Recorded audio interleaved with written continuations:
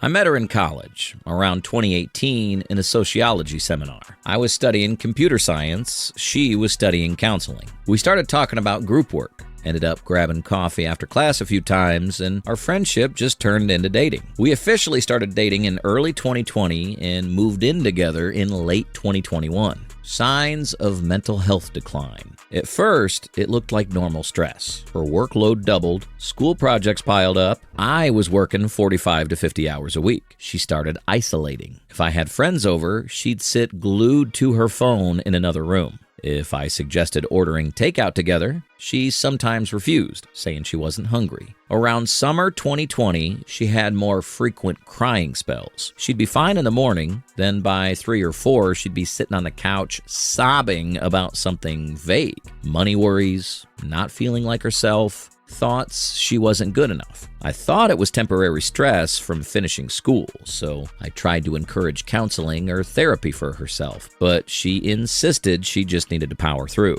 Finally, in January 2021, she agreed to see a psychiatrist. In March 2021, she got diagnosed with borderline personality disorder, BPD. There were times she'd push me away, say things like, "You don't understand me," or "You'll leave me once you see how messed up I am." Some days she was clingy.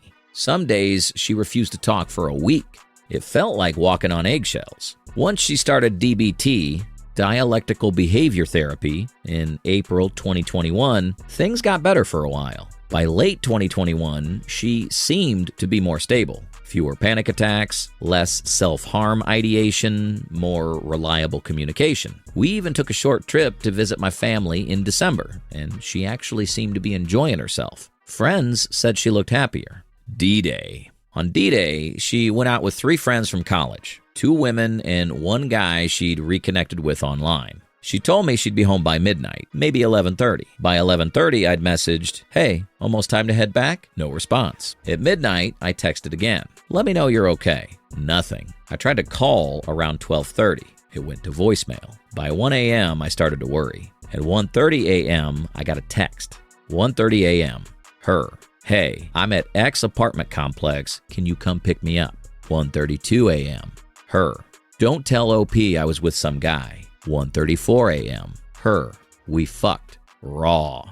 I feel disgusting." 1:40 a.m. Her. "Please hurry." I didn't reply, obviously. I was wide awake and trying to wrap my head around what's happening at this point. It took me a while to realize she was texting me, thinking she was texting probably one of her friends. 1:50 a.m. Me. "Where are you?" 1:51 a.m. Her. "At X." It was about a 30-minute drive. I knocked on the door labeled 3C to the side staircase. After a moment, the door cracked open, and a guy stood there shirtless, obviously drunk, stumbling. My girlfriend was behind him. Her dress was riding up her ass, makeup smudged, eyes glazed. She looked disoriented, and her jaw dropped open when she saw me. Behind her, there was another guy, also drunk. I stared at him for a second before I said, "I need to talk to her." The shirtless guy blinked, stumbled aside, and the other guy slid off the wall to watch. I stepped into the apartment. She sank to the floor as soon as I took a step in. She didn't meet my eyes. She just looked down at her shaking hands. I knelt in front of her so my face was level with hers. I said, "You messed up. You went home with some random guy, lost whatever sense you had, and then texted me thinking I was your friend. You wanted to come back like it was nothing." My voice felt low, strained. I knew she was drunk, but that didn't excuse anything. I said, "You're a fucking hoe. You think you could just crawl back to me when you're done with whoever you decided to sleep with? You think I'm going to take you back after you betray me like this? Don't ever text me again," I said. "Get yourself home." She didn't move. She just stayed crouched on the floor, silently sobbing. When I woke up the following morning, my phone had 10 missed calls from her, but I didn't check voicemail. I didn't want to hear her apologies or excuses or whatever lie she wanted to spin. I called the doctor's office Monday morning to get tested for STDs, chlamydia, gonorrhea, HIV, syphilis, 4th-generation combo test. The clinic said results might take up to a week. I couldn't concentrate at work. My code reviews were half finished. I stared at my monitors thinking about how many times she said, "I love you," in the past week. I kept replaying her slurred words. "I feel disgusting." I went to dinner with a friend Tuesday, barely ordered food. I slept 3 hours that night, freaking out about what I'd do if the tests came back positive. I blocked her on social media, blocked her number Wednesday. She'd left a dozen voicemails, some apologetic, some angry, some saying she was at a clinic because she thought she contracted something, texted me to tell me. I just deleted them without listening. I was too raw. I am too raw. I'm dreading the results. I'm also dreading seeing her again because she's going to come around to get her things.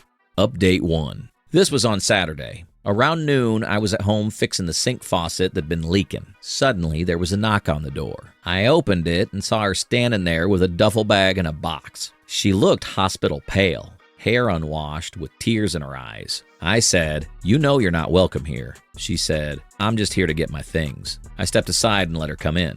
She walked right past Frankie, who barked excitedly. She looked down at Frankie and said, "Give me my dog." I said, "No, Frankie's my dog now." She froze, stared at me, then said, "You know you can't keep him." I said, "We adopted him together, but I'm the one caring for him now. He's not yours anymore." She shook her head, got red, and spat. "Course you're gonna say that. You always cared more about that mutt than me." I said, "Don't twist this. You cheated on me. You abandoned him, too." She started yelling, "You didn't support me when I needed you. That's why I mess up. You made me this way." Then she grabbed a shirt and a few books off the shelf. She packed her bag by shoving stuff in and leaving shirts half hanging. She said, "If you'd paid attention to me, I wouldn't have needed to go out and find something else." I said, "So your solution to feeling unsupported was to sleep with a random guy?" She spat, "He listened. He cared. You were too busy with work and that dog to care about me." I said, "You can't blame me for your choices. I was here every day, supporting you while you went to therapy, handling insurance calls, taking you to appointments." She said, "That's the problem. You thought you were helping, but you weren't there when I needed you." I said, "Don't accuse me of neglect when you ran off with another guy." I said, "I get that you cheated. I can't fix that. Leave."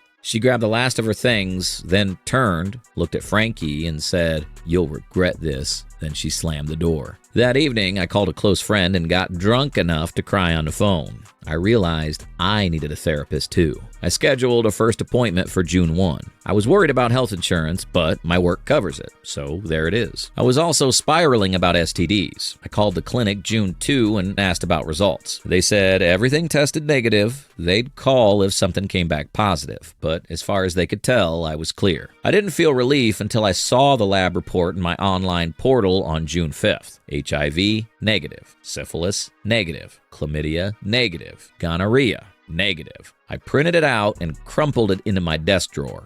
It was a weird kind of relief, like I could breathe again. But part of me wondered if she'd had something and it hadn't shown up yet. The clinic said wait 3 months to be absolutely sure about HIV, so I set a reminder in my phone for August 11th to retest. Final update. 2 days ago, I answered the door. She was standing outside, disheveled, wearing the same ripped jeans she'd left in.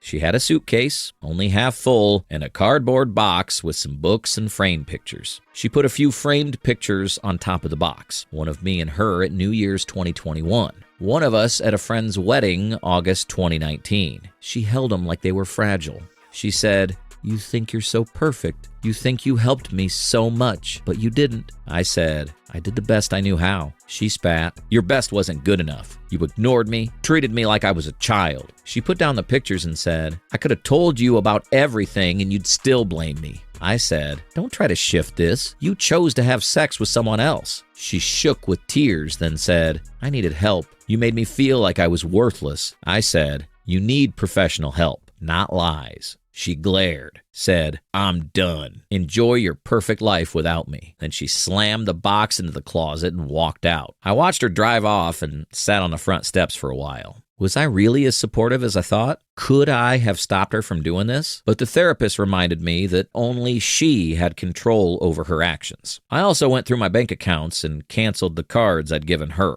I changed passwords on anything we shared. I should have done these things way earlier, but it was like I was sleepwalking all this time. I thought it'd feel like closing a chapter, but instead it felt like ripping a page out of a book before finishing the story. Edit. Just a quick edit. I ran into one of her old coworkers. We weren't close, but she stopped me and said, "I heard about what happened. She had a breakdown, quit the job, and has moved somewhere." No one knows where exactly, but she's off the grid. That was the first time I realized she completely cut ties. No forwarding address, no numbers, no social media updates, just silence. I tried reaching out to mutual friends, but they all said she was in a dark place and they didn't know more details. I decided that was fine with me. I had her blocked on everything, and I mean to keep it that way. I'm still in therapy once every 2 weeks, but I think I can stop soon. I got a new dog bed, a new phone number, and a new apartment lease in mid-July. I moved out of our old place into a smaller one-bedroom that's easier to manage by myself. I keep busy, work's been steady, I joined a weekend hiking group, and started dating again slowly. Nothing serious so far, just coffee or board games with someone I met through a friend. The idea of trusting anyone again freaks me out sometimes, but I remind myself that her actions were her own, not mine.